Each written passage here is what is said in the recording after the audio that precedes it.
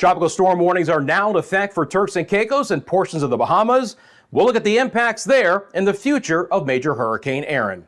Your forecast across the Caribbean and the Bahamas starts right now.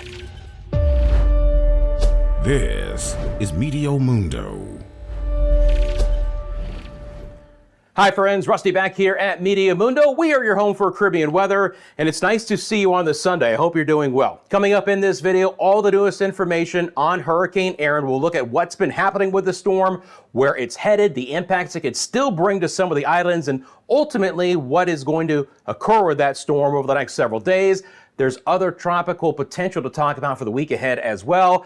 It's a jam-packed video. What do you say we get started? Meteo Mundo is sponsored by the leading law firm of Central Florida, your hometown homeowners insurance attorneys. It's storm season to get wind, hail, hurricane damage. They'll walk you through every step of the insurance claim process. Go to leanonmelaw.com if you would like more information. As always, I want to hear from the fantastic Meteo Mundo weather community. Let me know in the comment section below what's been happening in your area. If you've been impacted by Erin, let us know how you are doing. We appreciate that as well. So looking at Erin here on this Sunday afternoon, beginning late last night, it went under what we call an eye wall replacement cycle. And typically, and this is what happened with Erin, we start to lose some of the higher end maximum sustained winds as it's going under that eye wall replacement cycle. That took a while to finish, but it has, and Erin is more than likely going to start to strengthen again late on this Sunday and through Monday. So it's down to a Category 3 right now, but still an impressive and very dangerous major hurricane. We're starting to see a little bit more convection, fire around that center, still a little bit oblong. Now at the 11 a.m. advisory, it was here. It wobbled a little bit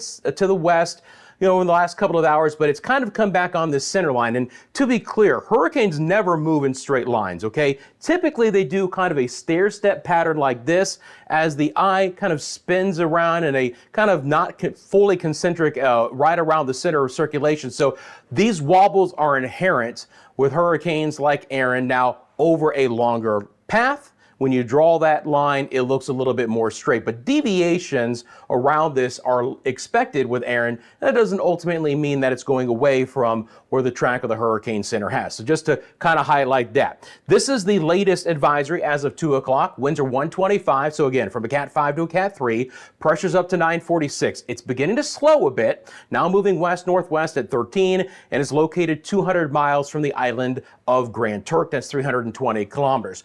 We do have tropical storm warnings for Turks and Caicos and now the southeast Bahamas. It means tropical storm conditions are likely in these areas, and that's going to start late on Sunday night and then throughout the day on Monday. This is what it looks like on visible satellite imager, just to kind of give you that idea. Erin is still a relatively small hurricane, but it is beginning to expand a little bit. The wind fields are beginning to expand, and we'll talk about how that's going to kind of impact, the islands ahead of this storm and even the east coast of the United States coming up. But let me be very clear.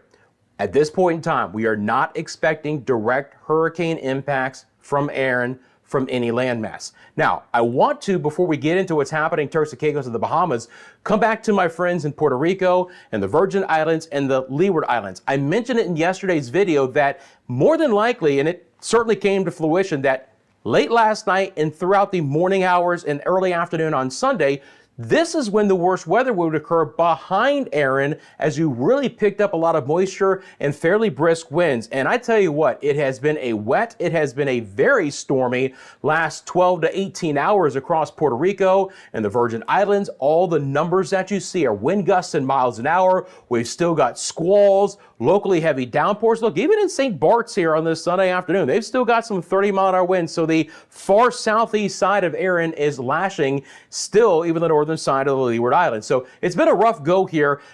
99% of us have been unscathed out of this area, but we've had enough rain where we've had some reports of isolated flooding. And of course, these kinds of winds can knock down some trees. You get some sporadic power issues as well. This is the live radar out of Puerto Rico right now. Let me bring that up. And you can still see the passing showers and squalls near St. Croix. We've had a few over the St. Thomas area, St. John, Yost Van Dyke, Tortola, Vieques, and Culebra.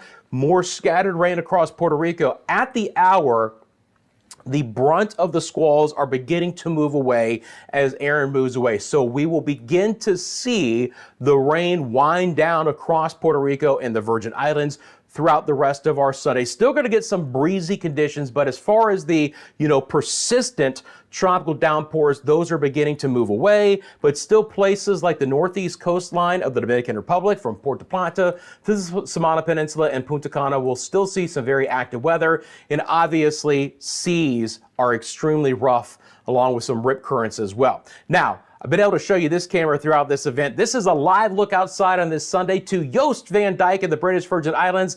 This is from our friends at the Soggy Dollar Bar.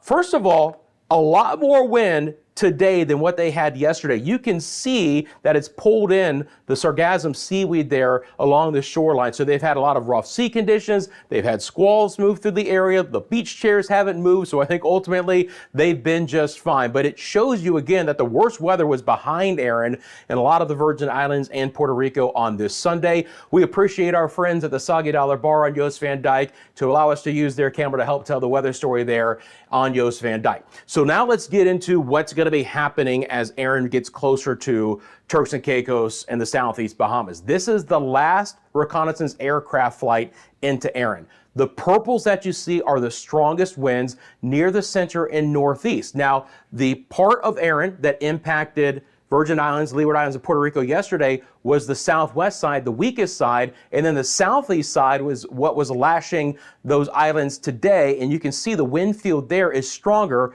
compared to the southwest side. Well, fortunately for my friends in Turks and Caicos and the Bahamas, it is the southwest side that will make the closest approach to the islands, and that is a very good thing because the winds here are relatively weaker. The expansion of the tropical storm force winds aren't nearly as far from the center as on that northeast side. If that northeast side of the storm was coming in, I mean, we could potentially get into some hurricane discussions, but we are going to see the weaker side of Erin move into those areas as, again, it is still forecast to track east of Turks and Caicos and the Bahamas, and then thread the needle through North Carolina, east of North Carolina, and western Bermuda as we get into early in midweek. So for the Bahamas, Turks and Caicos, we're looking at that 30 to 50% chance of sustained tropical storm conditions, a very, very low end chance for OBX there in North Carolina, and again, about that 30 to 50% chance for Bermuda as we get into Wednesday, and I'll have a lot more on that coming up as well. So let's get back over here. I'm going to go back over to our big perspective. All those concentric circles that you see that I'm taking off, by the way, are just going to be the estimated wind fields as the storm moves along. So if I just look at this real quickly, you can see that the tropical storm force winds are likely to again get into especially Turks and Caicos and towards Mayaguana, Acklands, a little bit closer. And again, we do have tropical storm warnings in effect for those areas at this point in time as well. So now let's look at what's going to be happening with Erin for these areas, okay? So the first thing I'm going to do is I'm going to pause this and bring it up to its current position. But the first thing I want to look at is how far away we have this from Turks and Caicos. Just kind of going to draw right in the middle between the Caicos and Grand Turk. So from the western side of the cone of uncertainty, we've still got about 83 miles. From the center line, we're pushing about 125. So we're still keeping that buffer. And tropical storm winds extend close to 50 miles to the southwest of the center, but that wind field is expanding. The storm is getting larger, and that will actually be a big, significant story for the Western Atlantic Basin coming up in the next 3 days, because as Erin expands and the wind fields expand, it's going to really kick up some sea conditions and potentially getting some tropical storm force gusts, if nothing else, to places that are pretty far away from the center of circulation. So that is going to be, another story to be talking about as well. We're just starting to get the first gust of wind in Grand Turk up to 35 miles. So that's the first story. The winds are beginning to freshen in these areas, and the weather is just going to be going downhill the remainder of Sunday and into Monday. But again, passing, we hope, and it certainly looks to be the case, far enough west where we're going, as far enough east where we're going to get tropical storm conditions rather than hurricane conditions. So let's look at the models. We'll start with the GFS over the next couple of days. Got a lot of different models and things to show you here as well. So let me bring up the reflectivity.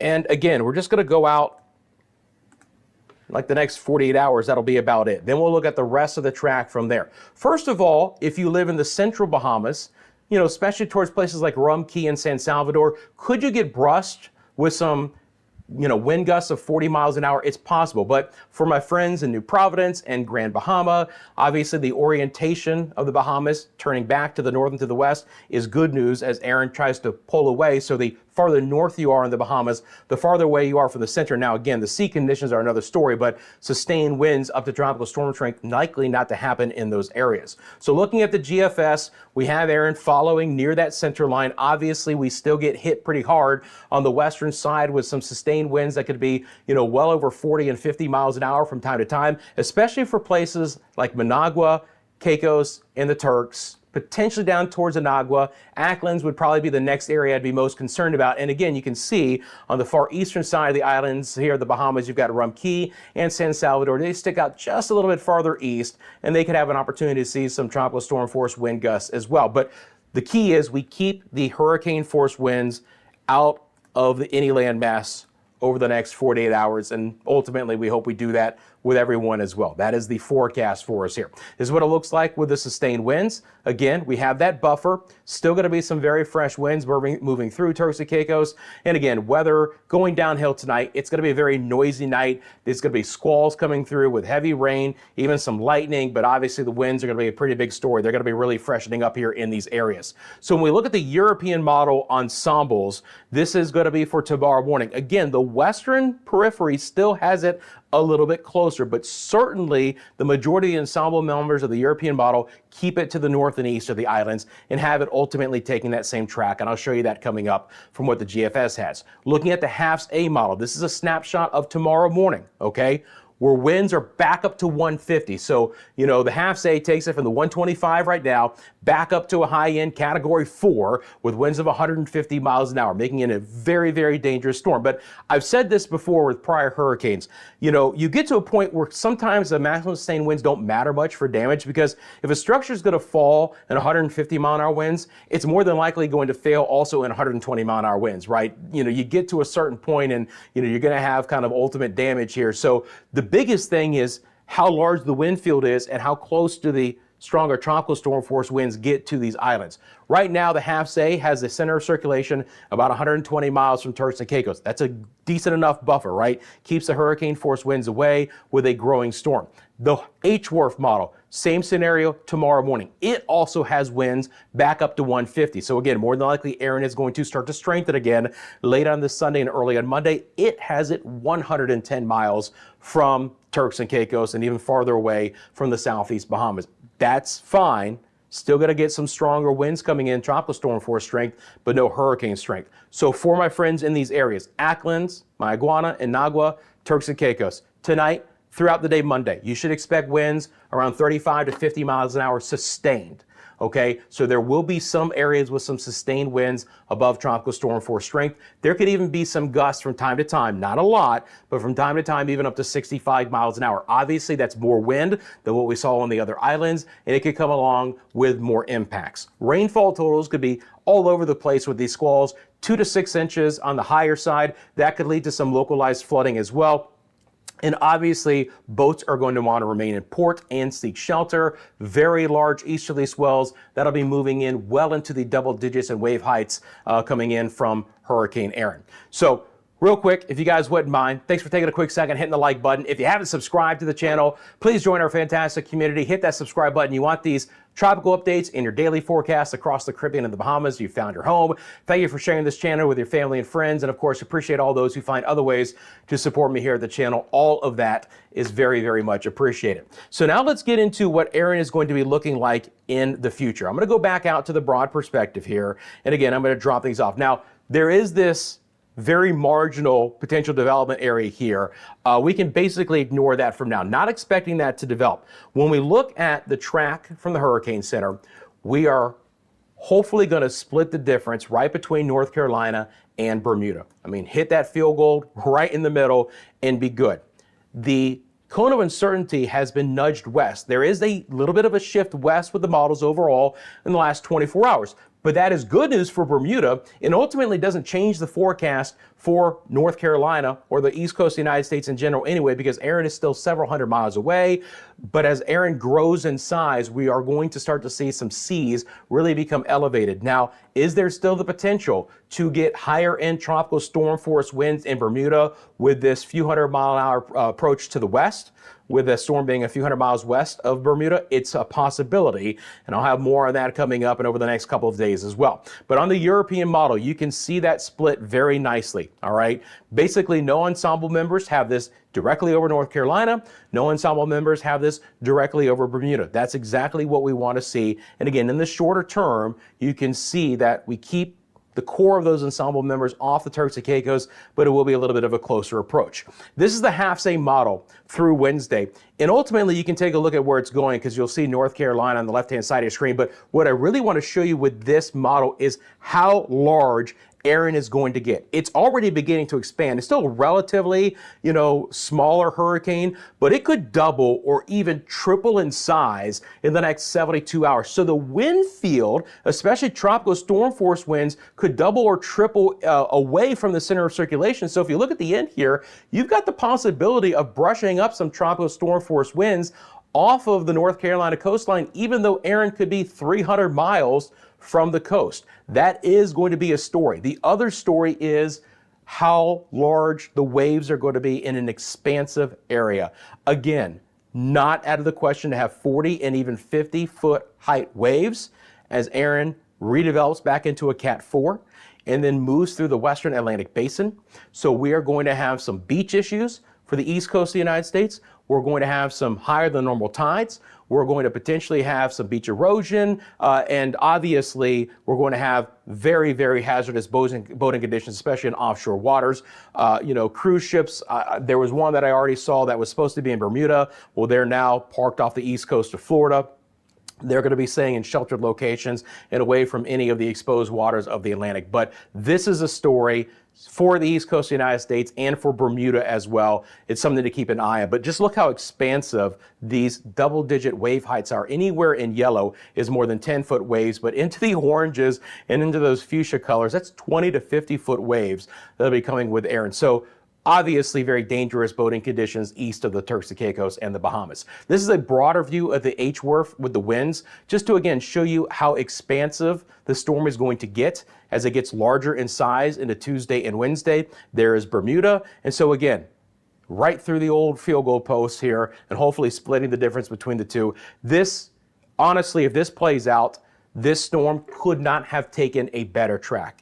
If it was going to be brushing all of these areas, the fact that a Cat 5 hurricane missed everyone is absolutely a blessing. It'd be unbelievable, but that's what it looks like, my friends. We're getting closer in time now, and we're within 3 days, so this is not a long-range forecast anymore. And you can clearly see that the European model is very tight on that track off of the United States East Coast and western Bermuda. Again, about the best case scenario with a major hurricane moving through those areas.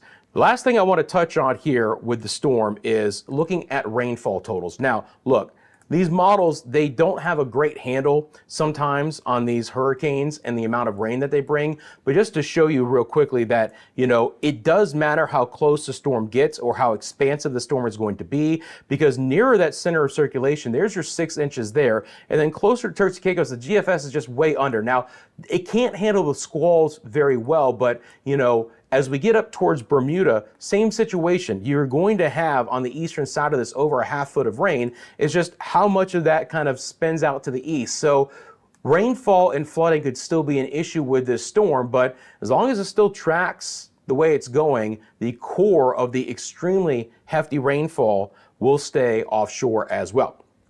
All right, so the next thing we're going to do is we're going to look at what's going to happen across our area over the next couple of days, and then we're going to deep dive into other areas of the tropics. You can clearly see I've kind of left it so far, but right behind Erin, we do have another tropical wave that we have to monitor very closely for the next week ahead, which could be taking a more lower latitude track.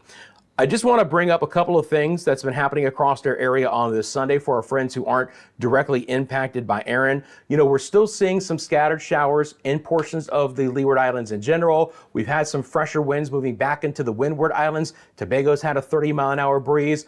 Even some of the blow-off clouds from Erin have been able to work their way all the way down to the ABC Islands, Aruba, Bonaire, and Curacao. So some mid and high-level clouds there. The opportunity for a couple of spotty showers. We're obviously seeing some impacts here in the Dominican Republic as well. I mean, this is going to be just some wet weather. The thunderstorms, the very kicked up sea conditions from Puerto Plata, Samana Peninsula, Punta Cana, but all this is spinning into Santo Domingo and La Romana and San Pedro de Macorís, places like that. Thunderstorms developing on the eastern sides of Cuba. We're going to get some thunderstorms later today in Jamaica. They just haven't really developed as of yet. Still going to be a fairly active period across Quintana Roo and portions of Central America. You can see the active thunderstorms firing at the hour near Cancun and Cozumel, right along the coastline, and they're kind of holding there right now. The main winds have been pushing them from east to west, but these are kind of just developing at the hour, and they don't really have much of a forward speed at this point in time. Still expecting some scattered showers and storms over Belize and Guatemala and my friends along the Bay Islands there of Honduras as well.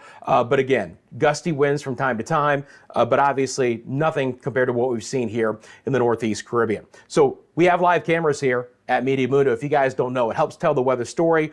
It's one of the exclusive things we can bring you on the channel. We hope you guys enjoy those. This is a live look outside to Long Island. This is a camera I'll be monitoring very closely over the next 24 to 48 hours. Again, for Long Island, don't expect there to be direct impacts from Erin as far as the winds go, but we could see some elevated seas on this camera, and we could certainly see some squalls moving through Long Island, especially late Monday and into Tuesday.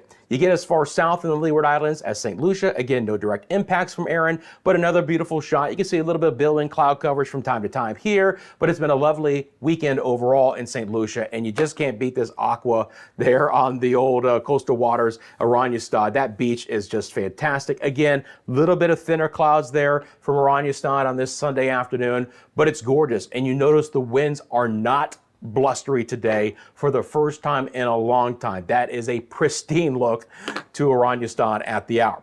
Now let's deep dive into the rest of the tropics. Again, just going to drop off these wind fields.